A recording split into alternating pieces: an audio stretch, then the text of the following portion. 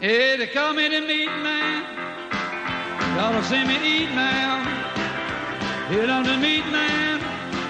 Y'all will see me eat now. I got jaws like a bear trap, a teeth like a razor. I made tack tongue with a sensitive taster. I was born out in Texas called the land of beef. Never catch a muscle green or show no hell like a meat. I'm the meat man. Y'all will see me eat now.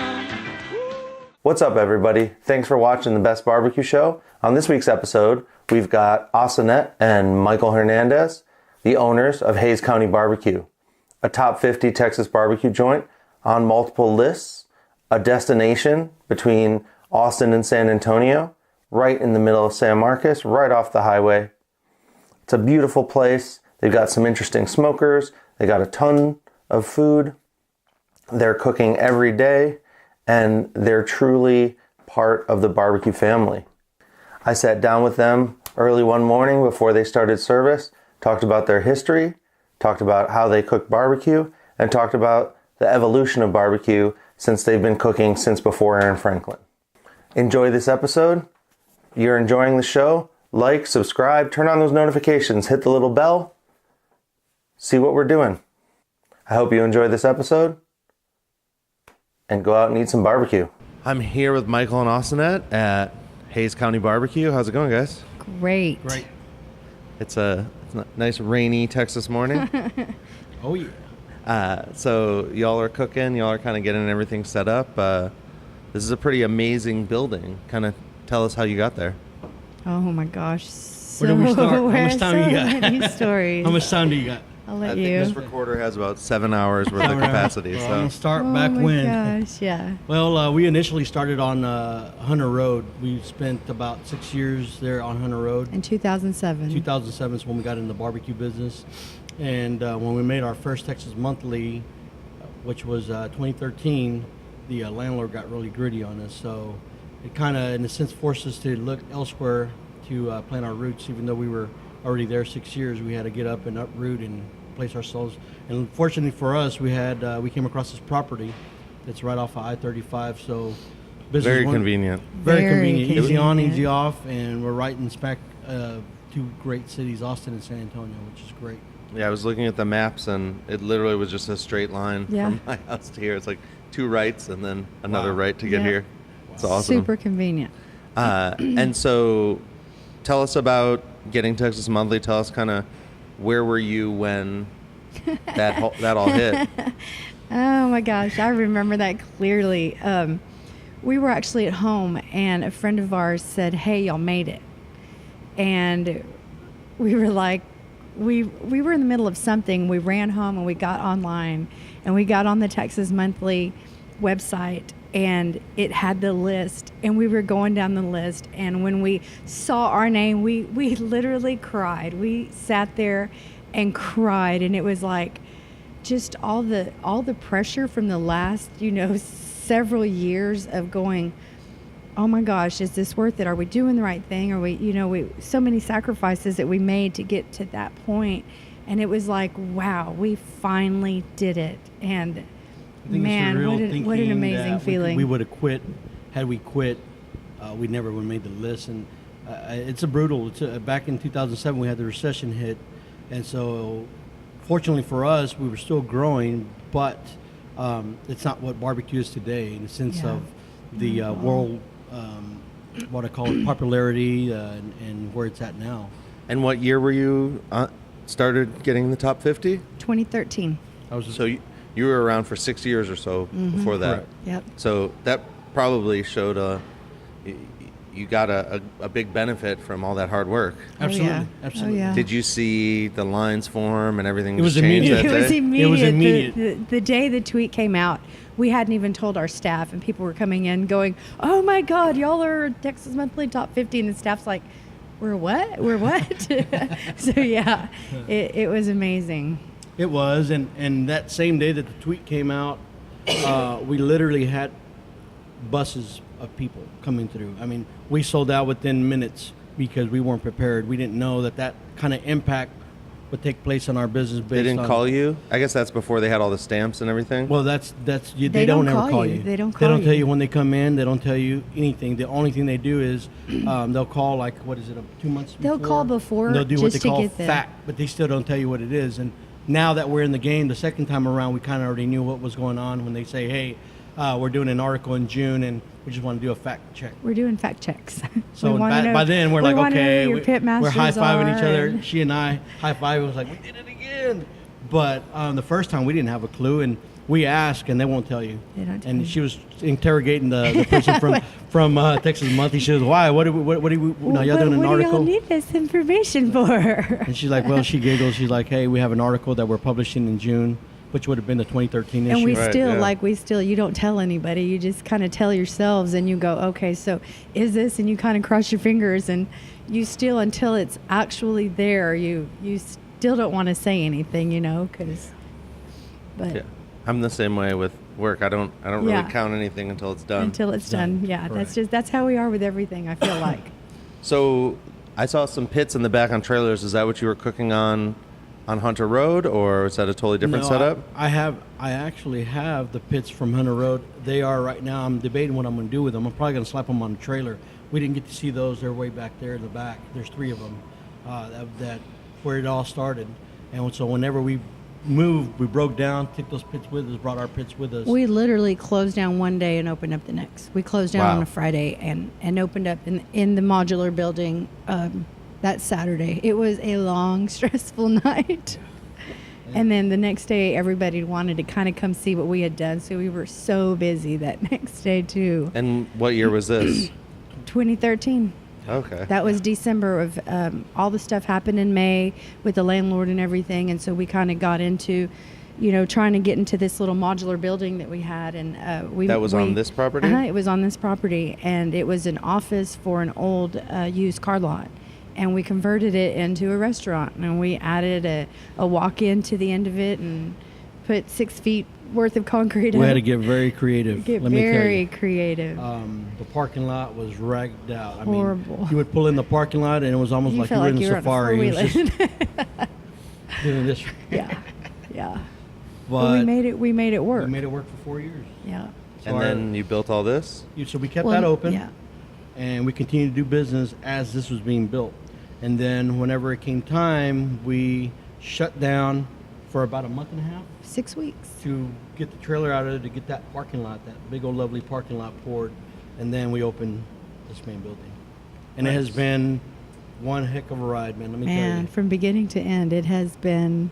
We always say only Michael and I and Jesus know how crazy it's been for us, because not even our son, I think, knows, because there's many nights of crying and going, oh my gosh, very stressful. The 6 weeks we were closed here was stressful. It was a challenge. We were trying to keep our employees paid, and at the same time knowing the income wasn't coming in, and you start digging into whatever you do have to offset these guys' pay so they can continue making a living and not losing to somebody else. So, That's great, though. Yeah, Yeah. we That's the right way to continued. do it. Yes, sir, we were. And so were both of you in it right at 2007, the so moment the doors opened? Or? That was always kind of Michael's dream, to have a restaurant. And so when he came to me with it, I was like, okay, well, good luck, buddy. Have fun. If that's what you want to do, then by all means. And he said, no. If we're going to do this and we're going to be successful, we're both quitting our corporate jobs and we're going in. And I thought, oh my gosh. And it was the biggest leap of faith that we took. And he was right. I'm glad we did it that way. And it allowed us to know every aspect of our business, because we were the CEO and the dishwasher, and like we were saying earlier, the prep girl, and Michael would have to leave sometimes in the evening to go do something, and I was in the pits cooking sausage for him, and so we did it all from start to finish. So it's good though, because I feel like that's what's kept us even where we are now, just so humble, and just we know where we came from, and we never forget where we came from. Well, I think anyone who's tried to cook a brisket knows that just that Gosh. can be humbling. Yes. Oh, yeah. So did you already have a interest in barbecue where, it sounds like you had some corporate jobs? Both had corporate jobs. What was that transition? Where did you start saying, you know what, screw it, I'm going to cook barbecue? Well, it necessarily wasn't that I had my eyes on barbecue. I love to cook. I cook anything you throw at me, I'll do it. And I love to cook. That's one of my passions. So when this opportunity came up, I was servicing that restaurant, which was formerly Woody's, and the owner needed some credit card service. So I came in, set him up, and while I'm setting it up, he had come to find out that the prior person that was there before had shut the doors because he owned the property. And he kind of Woody owned the property. Woody owned the property, and so what happened is he had done the same thing to them. They were doing well, and he got really greedy. And that guy says, "Hey, you know what? I'm done. I'm out of here." So when he left, he lived across the building, and he saw that several cars were still coming in. He himself had been in the business, so he decided to reopen it. And I think very quickly he realized what kind of work goes into the barbecue. Work. And so while I was there servicing the account, getting them set up to process credit cards so he can open the doors, he put a bug in my ear, said, "Hey, do you know anybody wanting to get in the restaurant business?" Well, that's been one of my dreams. And so I kind of asked him some questions, and of course I went back home. And I was doing well. We were both doing well at our corporate jobs, making really good money. Vacations, benefits. So all those things that barbecue world does not offer you.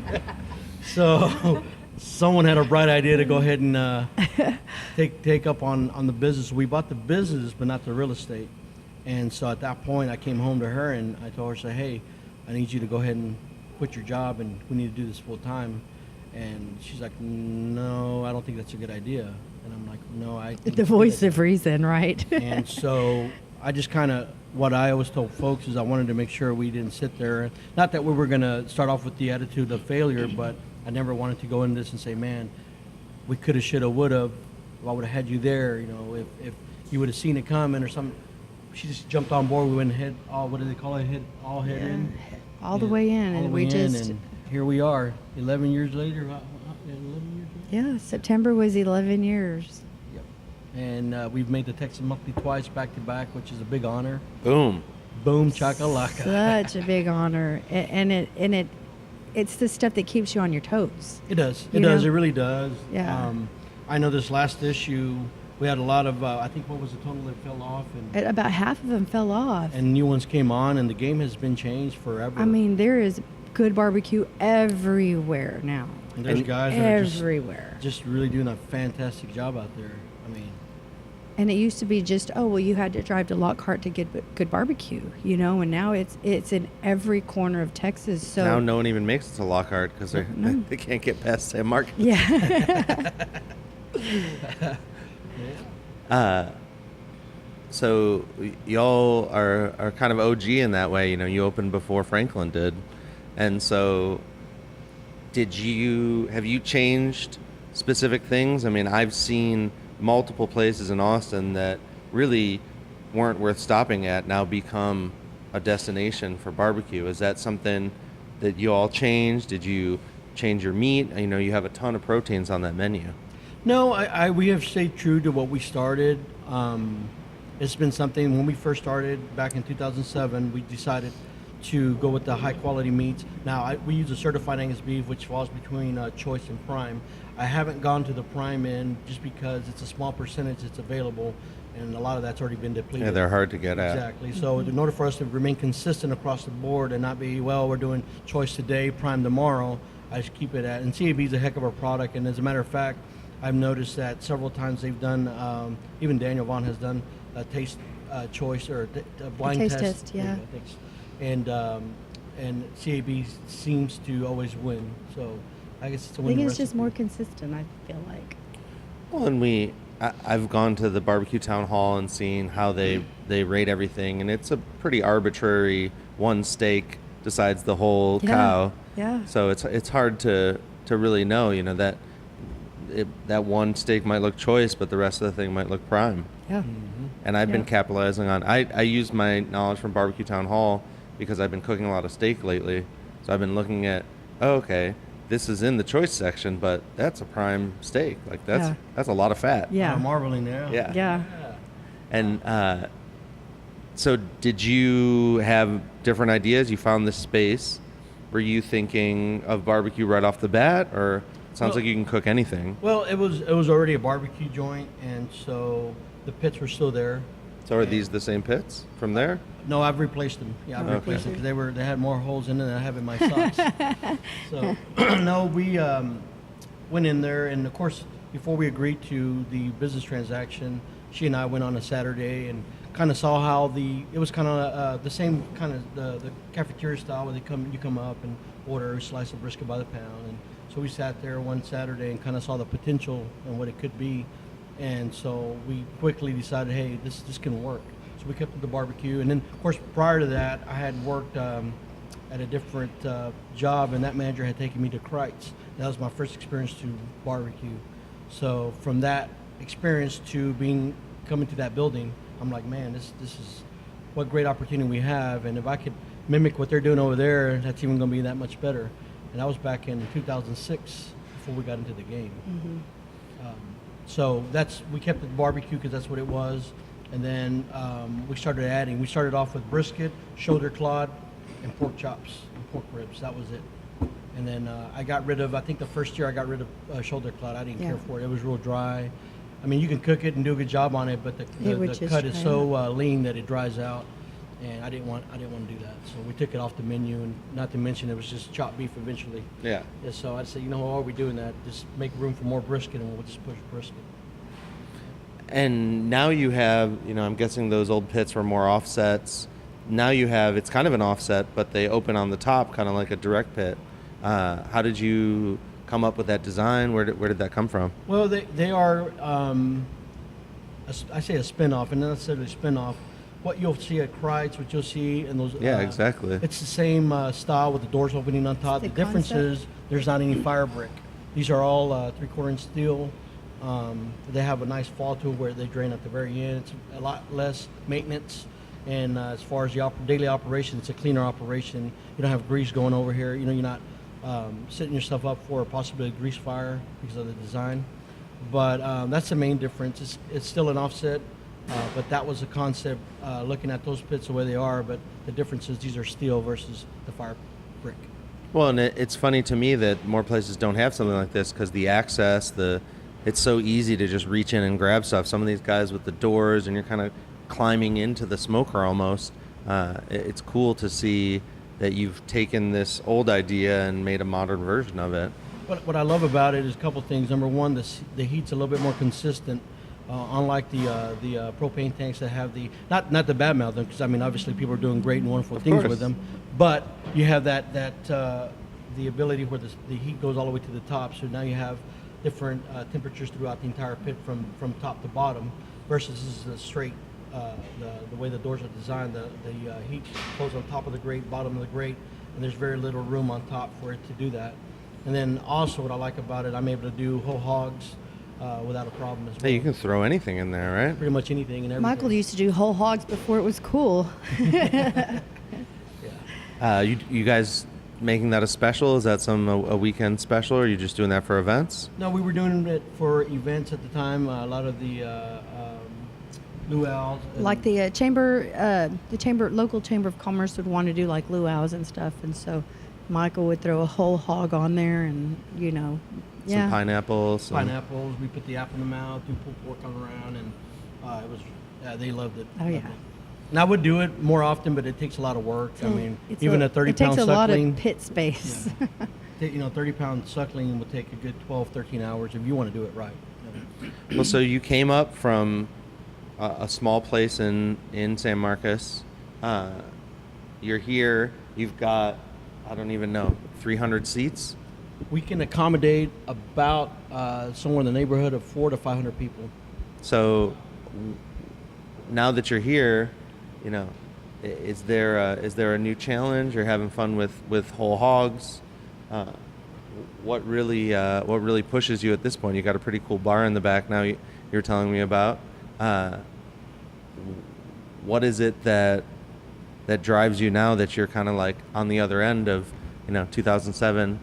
Hating your life. I'm going to say something about that. I don't think that we've ever gotten to that point that we feel like, all right, now we can rest. Now we can, we don't. Michael and I are and our staff will tell you, we are control freaks.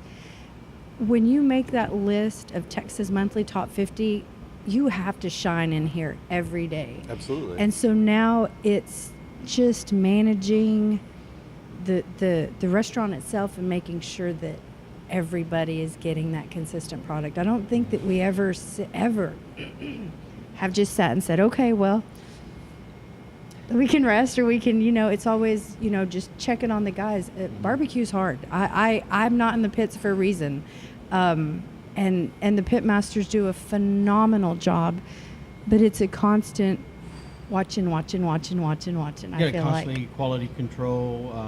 many aspects, right? Of Right. just. But to answer your question, we still are building. We have that back there is we have live music from time to time. We also have that as a rental space, so that adds to the overall customer experience. And of course, we try to maintain our quality. At the same time, we're adding to that. We're still building on the foundation of that, where we're able Always to building. rent the back Yeah. hall. We've had several events back there. We've had very successful events of live music, and people come out and they get to see into our kitchen, walk to the back, smell the smoke, have the live music, have the ability to drink cocktails, draft beer. It's a great space to hang out as well. Well, speaking of great spaces, I mean, there's more neon and signs and car doors. Oh, my and goodness. Is this like a collection you've been Oh, my building, or how did you goodness. get into all this cool stuff? Well, believe it or not, whenever we moved from Hunter Road to the interstate, my goal has always been to have a place like this. This has been my all-time dream. And in the process, I've been collecting because I love classic cars. I own 2 classic cars myself, but I've always been collecting. And I think a lot of it came from my dad. Who's still with us. Him and I spent a lot of time under a hood working on my '66 Mustang, which was my first Nice. car. So those memories are really near and dear. So whenever I see old car parts, it brings me back to that time that I treasure. And so it's always been a love for it. And not to mention the quality that went into the cars back then. The American steel, just the curvature of everything, the design on the cars that you normally don't see anymore.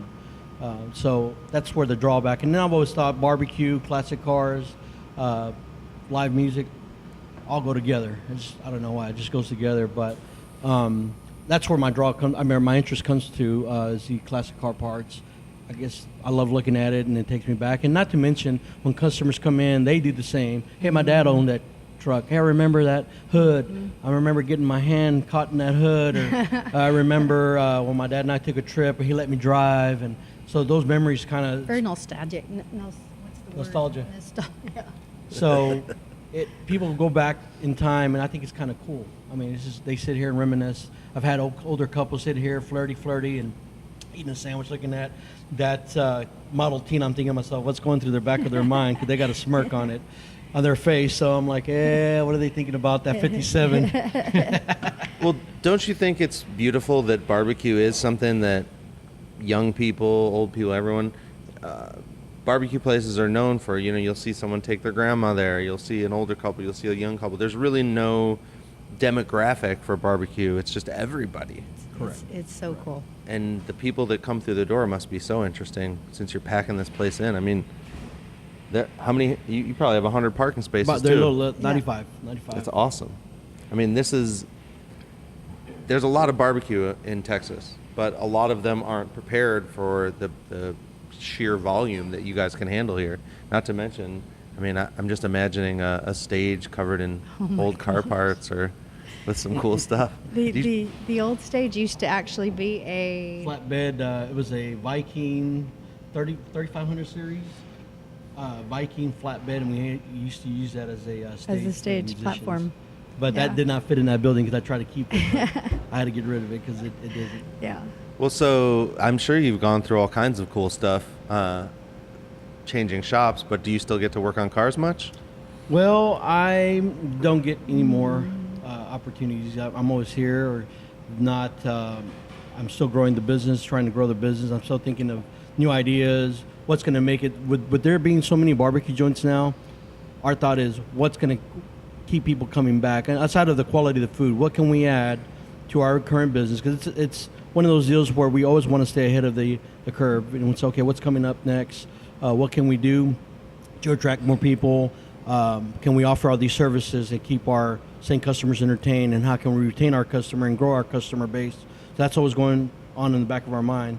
And so with that said, I don't have any time for stuff like that. I got 2 cars that stay in the garage, and I should be driving them daily, but I don't, unfortunately. Yeah. Well, I'm sure you get a little drive out of them. They don't sit there forever. They sit there forever. We're always here. They do really well holding up racks of clothes and boxes, and our weed eater on them, and all the other stuff that they can hold up pretty well. In the garage. And so, for good reason, though, because you're running, Yes. this might be one of the biggest barbecue joints in Texas. I don't know, besides the Salt Lick, if they get much bigger than this. We do, the way the layout is, it does allow us to host big events, and the setup is quite, we did put a lot of thought into it, did we not? Oh, so much thought into it. And we still sometimes think, oh, we should have done this different. It's like a house. When you build a house, you just, oh, we should have added this, or we should have done this. But overall, we still stand in awe. We still sit here and go, wow, like this is ours. So yeah, it's been a crazy journey. We had an event here when we had the live music, and people were actually parking down the road to get here. It was amazing. We have the 95 car parking up front, and then we have the ability to park another 150 cars in the back.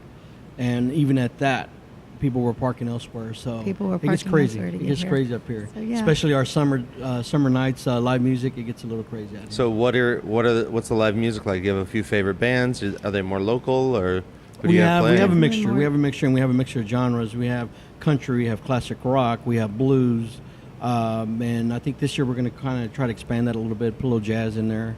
And some people were asking for Tejano. So yeah, we may Let's do go. that. Yeah. Do you have a favorite or a dream artist you'd like to see play at your Of stage? Of course. Mr. George Strait, if you're out there. Alan Jackson, come on, buddy. You got your ears on. Yeah. Yeah, those guys, yeah. I guess I'm a big music. I love music. We love big all music buff, music. and it pretty much appreciate all music, all talent, all Yes. genres. Sounds like it. Yeah, and for the most part, we have a good mixture, man. I mean, and people love it. People love it. The last group that came through, that was a good 350 people out here, 400 people, and it was a. It kind of took us a little bit by surprise. Michael says, "Hey, go home and put your cute clothes on, and we're not going to work. We're going to sit and watch the band." We might even get a chance to two-step. We might even two-step. The only two-step we did was yeah, we two-step ran beer back and forth and bar back in, home and oh my gosh, or we ran like crazy. It was an amazing night, but we did not get to sit and watch. But that's okay. That's okay. Do you have a it was reserved amazing. space? Like if you run home, is there a place for you to park when you get back? No, well, there's not, a little not that usually little- there. that It's silver not- truck Where is the, out where the there. silver truck is? Yeah, That's in and hilarious. And by out. the time you get back, it's filled. Yeah. And so it looks like you do catering as well. We do quite a bit of catering. Yes, we do. We do quite a bit throughout Yeah. the year, and I think we're fixing to go into our catering season, which is March on. We just came off our catering season, which was through December, and then we always say January and February is slower for us, which we kind of like, but it hasn't been slow, and that's okay. We'll take it. Yeah. Did you get hit up for the Super Bowl? We did. We sold quite a bit. That Sunday we got wiped out. Yeah. We planned for the masses, and by 3 o'clock, we closed at 4. By 3 o'clock, we were completely were out of done. everything.